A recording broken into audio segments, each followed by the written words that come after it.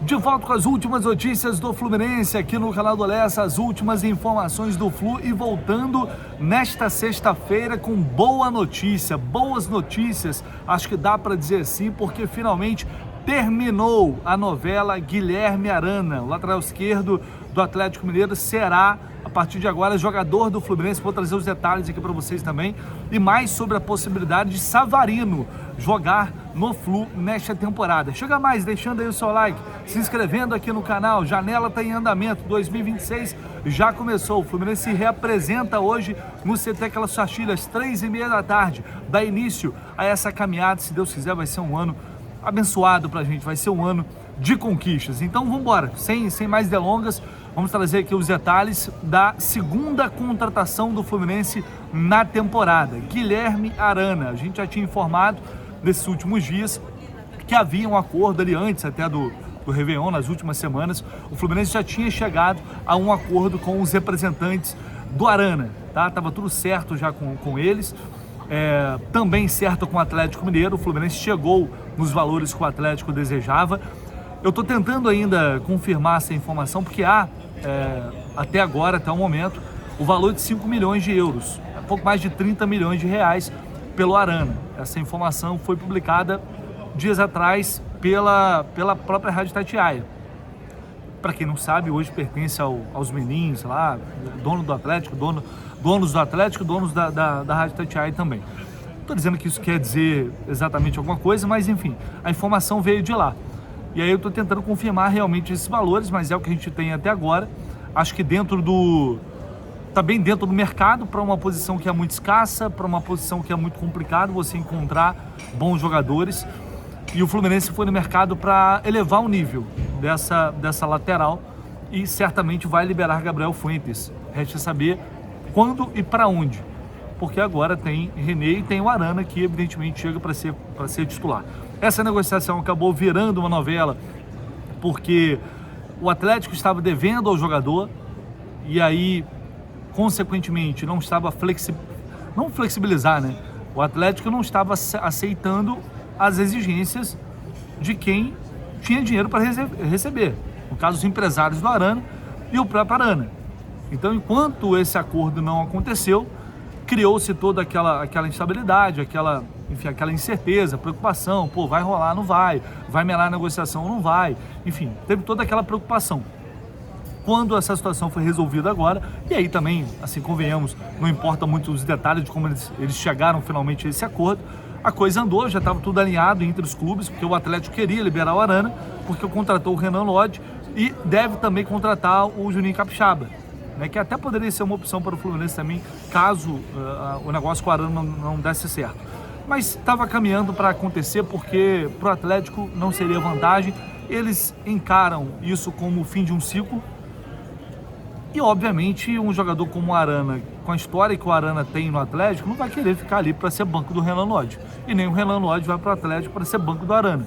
Então era um caminho inevitável, a liberação. Como não era um problema de acerto com o Fluminense, era uma questão entre eles teria que chegar a um acordo. Esse acordo finalmente foi sacramentado e Arana vai chegar já nesses próximos dias, provavelmente junto ali com o elenco principal, para se apresentar, assinar contrato, realizar todos aqueles trâmites, né, e depois da assinatura ser, obviamente, anunciado pelo Flu como mais um reforço. Cara, ainda é pouco, a gente sabe, temos duas grandes carências para serem resolvidas, duas grandes carências, que é centroavante e zagueiro com a saída do Thiago Silva. Mas é um início de mercado, para mim, interessante. O Fluminense traz um zagueiro promissor, um zagueiro que eu acho que pode ser titular, principalmente se tiver um outro cara de um nível superior ao lado dele. Sobe o nível da lateral esquerda com a chegada do Arana e ali com o René.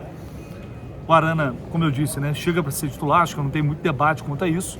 É claro que vai depender dele, ele vem num viés de queda do Atlético, acho que é inevitável, mas aí, assim, um Atlético esteve muito mal na temporada, foi um time, né, que oscilou para baixo e vai gerando desgaste natural, que eu acho que por mais que seja bonito, o Arana é considerado um ídolo lá, e por mais que seja bonita essa relação, vai criando um desgaste. Eu acho que tudo isso afeta.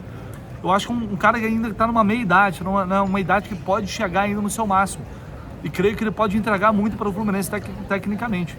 Eu considero uma contratação muito boa, muito boa. Acho que vai entregar aspectos ofensivos interessantíssimos para o time. Um lateral construtor, um lateral que é um cara muito inteligente, principalmente na fase ofensiva do jogo. Na marcação, talvez vai deixar um pouco a desejar. Mas eu particularmente gosto muito e acho que é um jogador que sobe a equipe de nível.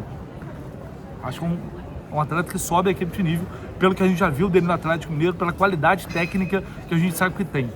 E eu valorizo muito o jogador que tem qualidade. O Arana tem qualidade com a bola. E isso é importante também. A gente fala, mas fisicamente, não é um cara que tem um monte de lesão. Mas é um cara que não marca tão bem assim. Então vamos arrumar um jeito de compensar isso, porque ele pode desequilibrar muito na frente. E tá difícil encontrar lateral bom. Lateral que desequilibra é ainda mais complicado. Por isso é uma contratação que me agrada bastante. James também.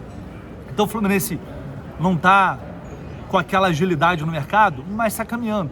Vamos aos poucos ver como serão resolvidas principalmente essas duas carências. Pode chegar um outro jogador que não necessariamente é para uma posição que a gente está desesperado, mas é uma posição que também precisa ser reforçada e é uma posição que o Zubeldia pediu, que é a chegada de um ponta que possa construir também, um ponta construtor, um meia que cai pela ponta, né? Um meia que tem a capacidade de cair pelos lados. E esse meia, identificado pelo Fluminense, é Savarino, é uma das opções. Já foi feito contato, como revelado aí nos últimos dias. Foi feito o contato inicial e agora o GE informou que o Botafogo quer colocar o Wallace Davi, ou melhor, está pedindo o Wallace Davi no negócio. O que não surpreende absolutamente ninguém, porque eles tentaram com o Marlon Freitas. O Botafogo fez uma contraproposta na negociação do Marlon Freitas, em que o Wallace Davi iria para lá.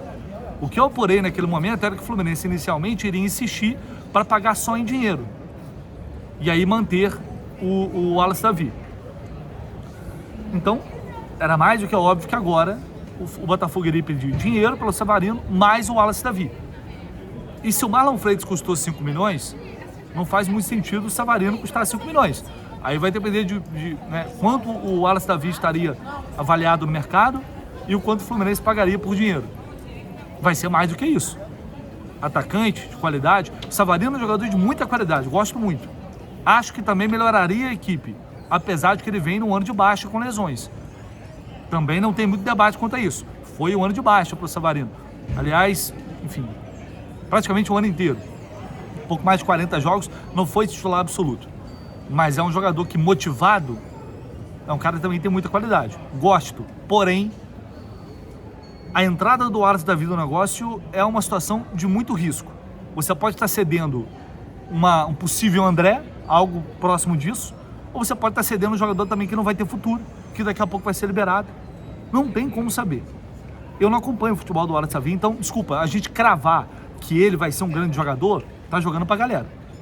Se eu falar isso, tô jogando pra galera. Eu não acompanhei a carreira dele até aqui na base tão profundamente para saber isso. O que há são indicativos, muitos indicativos de que ele tem muito potencial, que é um jogador que tem capacidade de jogar no profissional, ele tem uma estrutura física interessante, está melhorando, está evoluindo fisicamente, ele tem qualidade, ele foi muito bem avaliado em Xerém, tanto é que ele pula fila, ele nem passa pelo sub-20, 17 e profissional. Então, assim, sempre me preocupa muito liberar esse tipo de jogador. A não ser que tenha uma avaliação diferente no clube e alguém, em algum momento, vai ter que falar isso e assumir esse risco. Não me agrada muito. Eu preferiria que o Fluminense pagasse mais dinheiro no Savarino do que incluir o Wallace Davi nessa negociação. Minha opinião. Agora, se acontecer, vamos avaliar dinheiro, negócio, vamos pensar, vamos buscar respaldar mais a opinião, aprofundar mais a discussão, o debate. Eu, particularmente, não gosto disso. Acho que são jogadores que estão chegando com projeção e nenhum consegue nem jogar no profissional. Isso me incomoda demais. Me incomoda demais esses jogadores que estão mais hypados agora, que supostamente seriam as primeiras opções, eles não conseguem chegar no profissional. Porque são negociados, são vendidos, não tem oportunidade. E o Wallace Davi é mais um deles. Então, assim, tem que entender, eu vou procurar entender isso, qual a avaliação desse jogador, qual o valor que o Fluminense coloca nele, para depois pensar, colocar tudo numa balança e pesar se vale ou se não vale. O Savarino eu quero, eu gosto.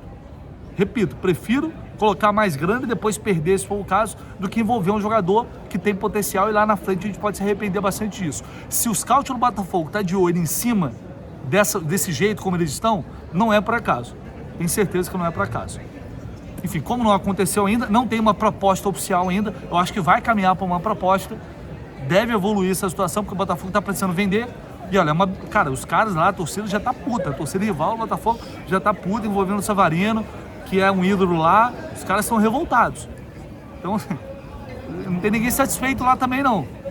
É um jogador que me agrada, vamos ver, é o Fluminense tirando um jogador importante de um rival. Agora, a que preço, a que custo, é isso que a gente vai ter que debater em breve. Fechou? A gente vai deixar você aqui no canal do Lessa muito bem informado, assim que a gente tiver mais novidades e quem sabe essa possível proposta oficial. Tamo junto, galera. Deixa o like, não esquece no seu comentário, se inscreve no canal. Valeu!